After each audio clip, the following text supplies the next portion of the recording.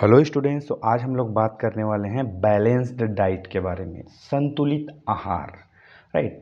हमने सुना होगा कि हमारे जो खान पान है, जो डेली का खाते हैं हम, उसमें हो सकता है कि यह संतुलित आहार ना हो, लेकिन ये हमारा पसंदीदा खाना हो सकता है।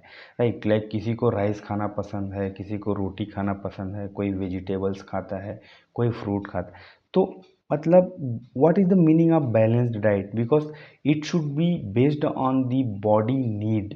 ठीक है, ऐसा नहीं कि बेस्ड ऑन योर लाइक और डिसलाइक। राइट। तो आइए समझने की कोशिश करते हैं what is the balanced diet. It is a diet that provides all the essential nutrients such as carbohydrates, proteins, fats, vitamins, minerals, fiber, and also water in right proportion. Remember the उसकी मात्रा जो है बहुत ज़रूरी है। to meet the energy needs of the body, support growth, maintain health and prevent diseases। ठीक है। तो यह एक ऐसा मतलब डाइट होता है जो कवर करता है सारे ज़रूरी तत्वों को, जो कि कार्बोहाइड्रेट भी रहेगा, उसमें प्रोटीन भी रहना चाहिए, फैट, विटामिन, मिनरल और पानी की मात्रा भी होनी चाहिए, वो भी बराबर मात्रा में। ऐसा नहीं कि बहुत ज़्यादा कार्बोहाइड्रेट और बहुत कम प्रोटीन है।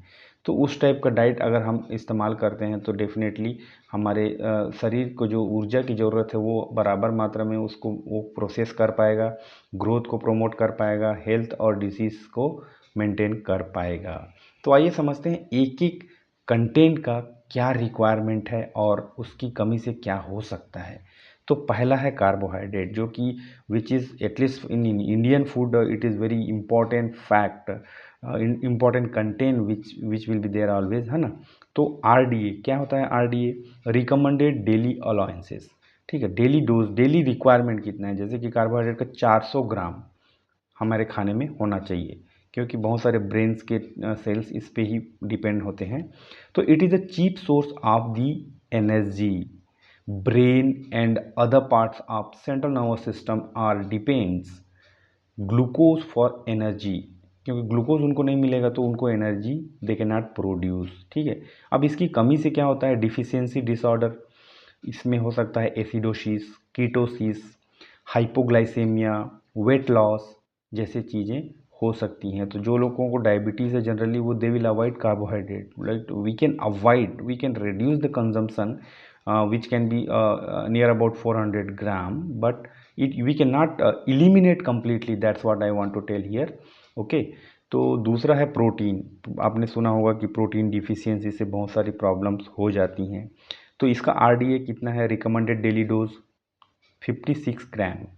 तो these are fundamental basis of cell structure and also function। it maintain osmotic pressure and role in clotting of blood, muscle contraction. ठीक है।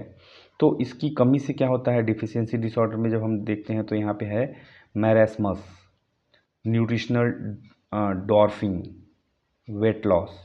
ठीक है। तो आप देख सकते हैं कि यहाँ पे मतलब बहुत सारे फिजियोलॉजिकल फंक्शन में प्रोटीन का रोल होता है, और प्रोटीन के डिफिशियंसी से हमको बहुत सारी माल न्यूट्रिशन और प्रॉब्लम्स का सामना करना पड़ता है, बच्चों को खासकर, है ना।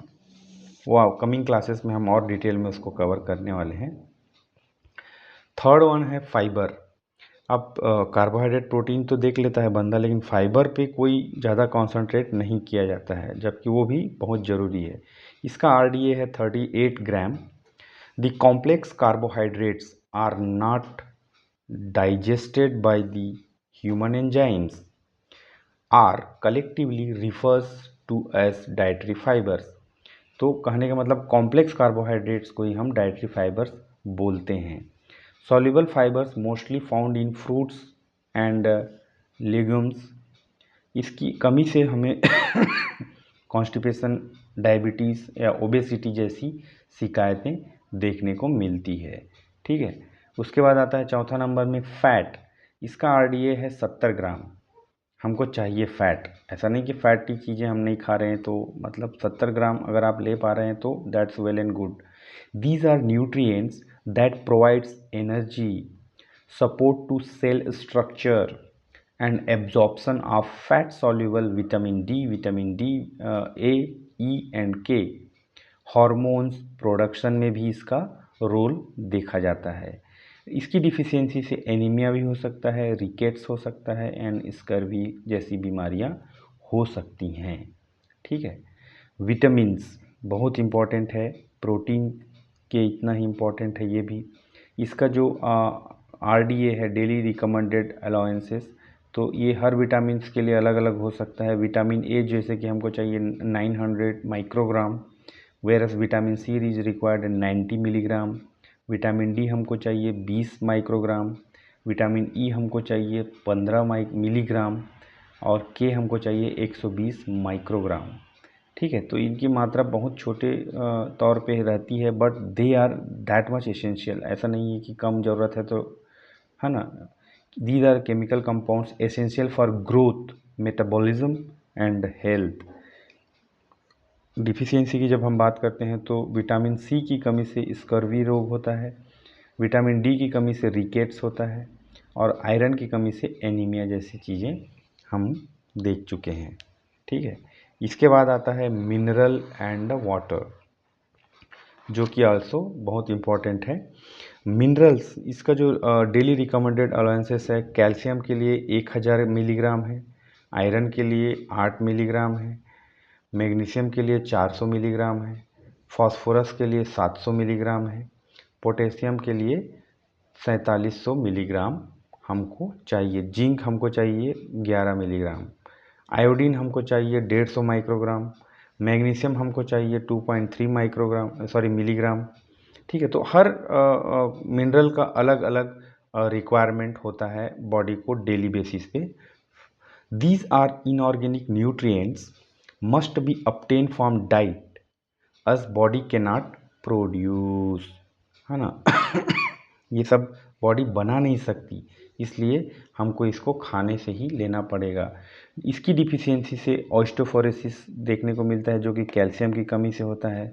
आयरन की कमी से एनीमिया होता है, हमने ऊपर भी देख चुका है। मैग्नीशियम की कमी से मसल क्रैम्प्स हो सकते हैं, है ना। तो ये सब उसकी ड्रॉबैक्स हैं जिनको हमको पूरा करना पड़ेगा। उसके बाद 7वां में है बैलेंस डाइट में वाटर। इसकी जो डेली रिकमेंडेड डोज है वह 3.7 लीटर आप वाटर आपको पीना ही है या लेना ही है, इधर बाय द फूड, जूस और something drinking water. Most abundant constituent the human body is makeup of 60% of body weight, मतलब 60% पानी ही है शरीर में, चाहे वो खून के रूप में हो, चाहे वो और किसी बायोलॉजिकल फ्लूइड या बॉडी फ्लूइड के रूप में हो।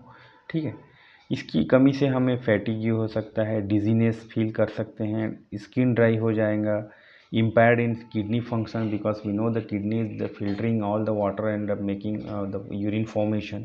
ठीक है, और ऑर्गन फेलवर भी देखने को मिल सकता है, राइट। तो हम देख रहे हैं कि यहाँ पे जो भी है कार्बोहाइड्रेट, विटामिन, प्रोटीन, मिनरल, हर कंटेंट का एक अपना स्पेसिफिक रोल है और उसकी कमी से हम वी में suffer the severe problem with our body, right, and definitely our health is going to compromise.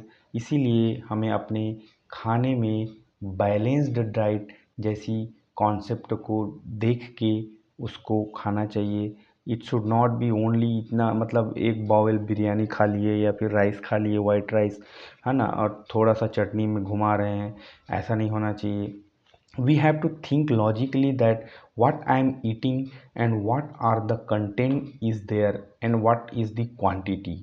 अगर आप डेली बेसिस में ये नहीं कर पा रहे हैं तो कम से कम आप उसको 2 दिन 3 दिन में ऐसा सोच के खाएं कि इसमें कार्बोहाइड्रेट मिल रहा है, इसमें प्रोटीन मिल रहा है, इसमें फाइबर्स है।